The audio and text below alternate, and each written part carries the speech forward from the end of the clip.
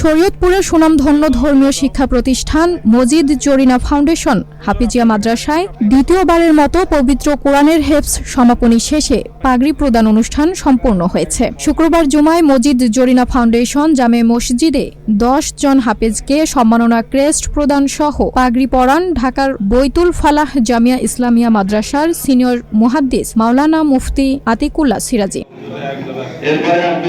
Majid Jarina foundation Hafizia মাদ্রাসার principal Hafez Maulana Hussain আহমেদের সভাপতিত্বে অন্যদের মধ্যে Majid Jarina foundation school and কলেজের অধ্যক্ষ এম ফরিদ আল হুসাইন, মাদ্রাসার সেক্রেটারি সাবেক UP chairman AKM Nurul Haque Bepari সহ মাদ্রাসার সকল শিক্ষক, স্থানীয় গণ্যমান্য ব্যক্তিবর্গ ও অভিভাবক এবং ধর্মপ্রাণ মুসল্লিগণ উপস্থিত ছিলেন।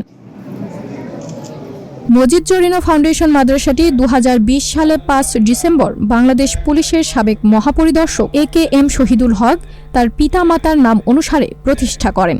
এ পর্যন্ত মাদ্রাসা থেকে 24 জন শিক্ষার্থী পবিত্র কোরআনের হেফজ সম্পূর্ণ করে কোরআনের হাফেজ হয়েছেন।